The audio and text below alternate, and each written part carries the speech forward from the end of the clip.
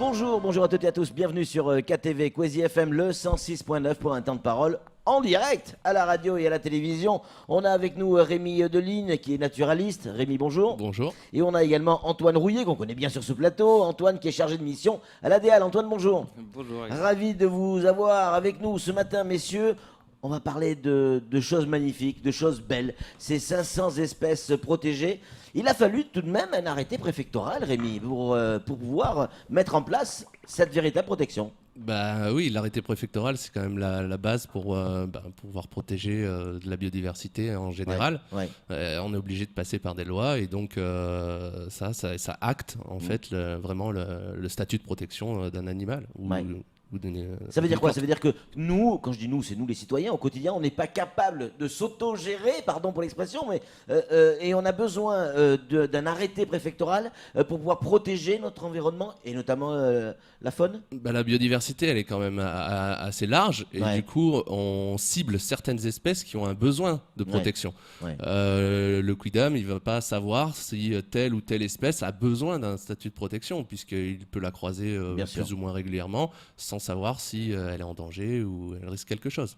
Antoine, au niveau de la DEAL, quelles sont les actions qui vont être mises en place pour protéger ces espèces que l'on voit à l'antenne à la régie, ils ont les instructions de nous laisser ces images magnifiques en permanence avec cette petite fenêtre du plateau. Quelles sont les actions que la DEAL va mener pour préserver, protéger ces 500 espèces tout de même?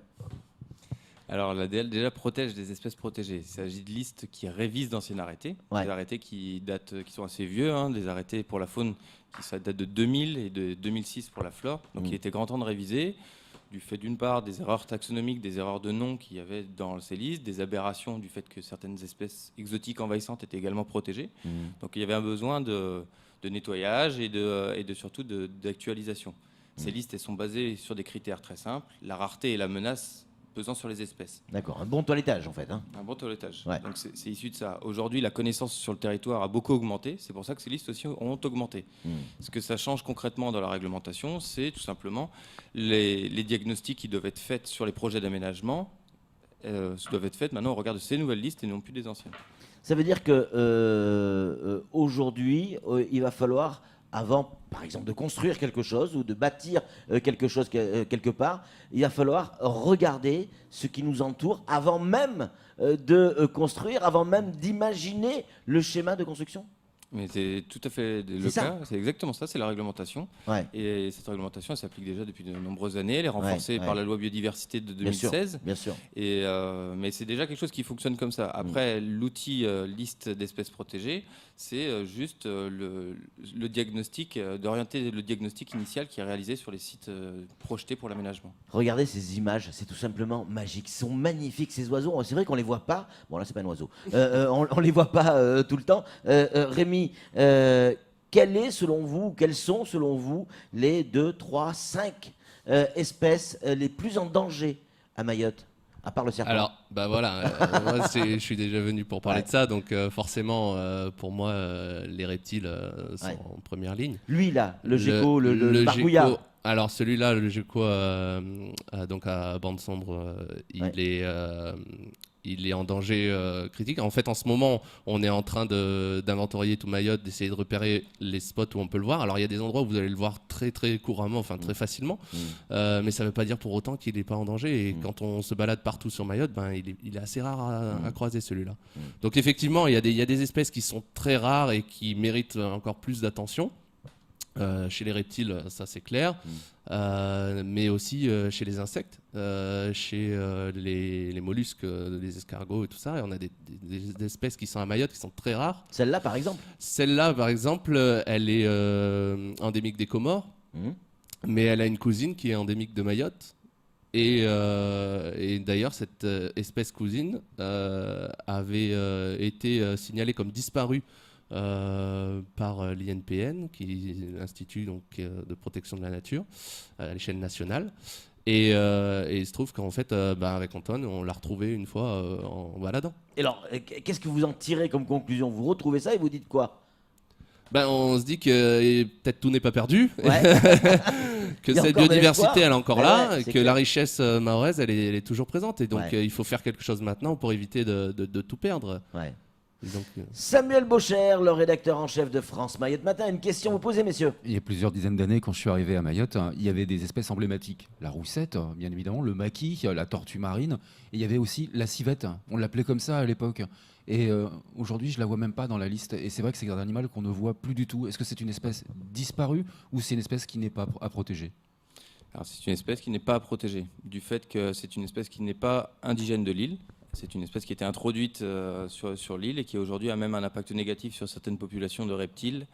Et donc c'est davantage une politique de lutte contre cette espèce pour son éradication totale, plutôt qu'une politique de protection de l'espèce qu'il faut mener à l'égard de la civette. C'est une belle information, ouais, ça. et notamment la couleuvre de Mayotte peut être en danger À cause de la civette. en partie. D'accord. Une question pour vous, Antoine, qui arrive sur nos téléscripteurs. Est-ce que à Mayotte, bon, je remets tout ça dans l'ordre, est-ce qu'à Mayotte, ça va se passer comme en métropole, c'est-à-dire qu'on va construire des tunnels pour faire passer les grenouilles sur les routes?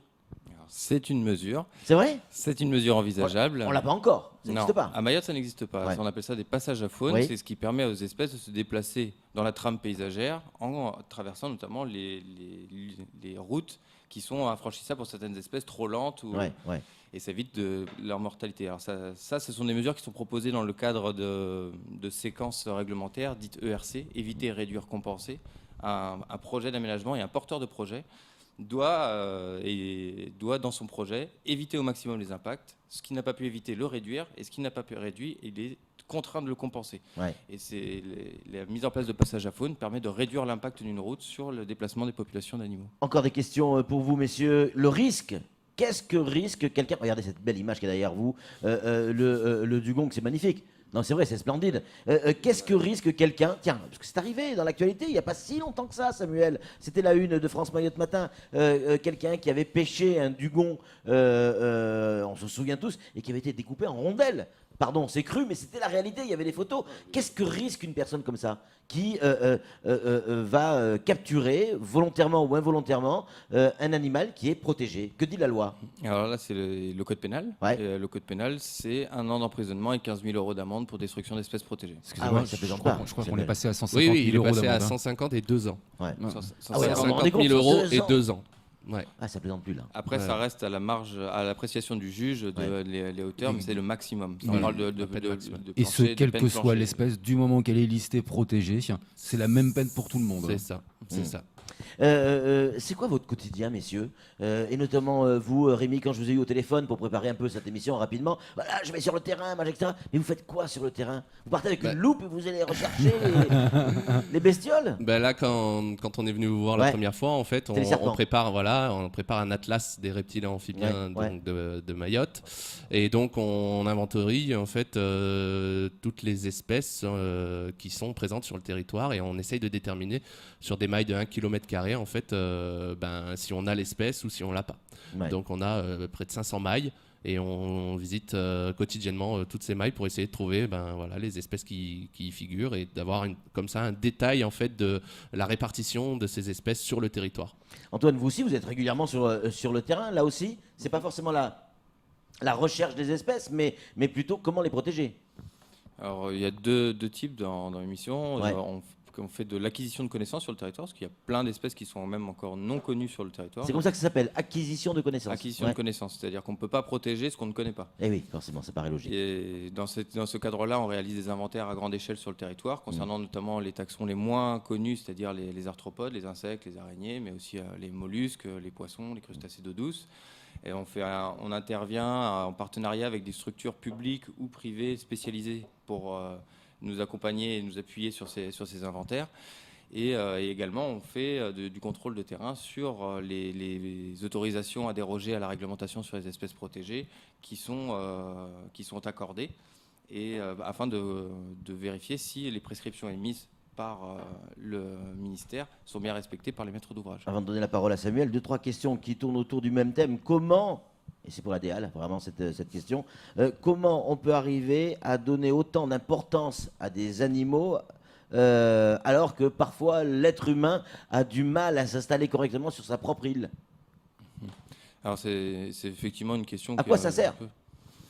Le patrimoine naturel et la biodiversité rendent énormément de services écosystémiques. Ces services, c'est une notion de dire que l'environnement rend la vie plus facile sur l'île aux humains.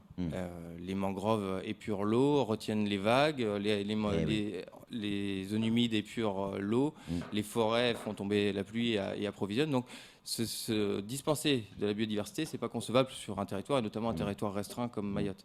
Aujourd'hui, il y a une obligation de viser à vivre en harmonie avec notre environnement afin de ne pas subir les coûts de la destruction et de la perte de Et ces on services. arrive à jouer sur cette balance, c'est-à-dire protéger notre environnement et notamment la faune et la flore et arriver à se développer correctement. Tout est possible. Oui, bien sûr, bien sûr. Et c'est l'objectif de ces politiques publiques, c'est de s'harmoniser entre aménagements, puisque ces systèmes de liste sont soumis à des systèmes aussi de dérogation. Donc, les pétitionnaires ont le droit de demander à déroger à cette liste-là afin de pouvoir réaliser leurs projets.